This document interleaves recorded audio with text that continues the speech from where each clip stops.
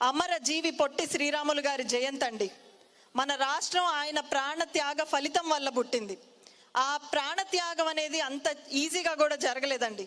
అమరజీవి పొట్టి శ్రీరాములు గారు మన రాష్ట్రం కోసం చనిపోతే కనీసం 4 తెలుగు వాళ్ళు కూడా ఆయన శవాన్ని పట్టుకోవడానికి వెళ్ళకపోతే ఘంటసాల గారు పాట పాడి ఇలాంటి తెలుగు వాళ్ళ కోసమా నువ్వు ప్రాణత్యాగం చేసింది అని చెప్పి దానికి మద్రాస్ ప్రెసిడెన్సీ కాలేజ్ స్టూడెంట్స్ కదిలి ఒక 200 మంది వచ్చి, ఆ తర్వాత ప్రకాశం పంతులు గారు వచ్చి ఆవేశం కట్టలు తెంచుకునేలాగా తెలుగు వాళ్ళందరినీ తిడితే లక్షల మంది రోడ్ల మీదకి వచ్చి మద్రాస్ నగరం అంతా మంటల్లో తగలపెట్టి ఆంధ్రదేశం అంతా దేశం మొత్తం అట్టుడికిపోయేలా చేసిన తర్వాత వచ్చింది మన రాష్ట్రం.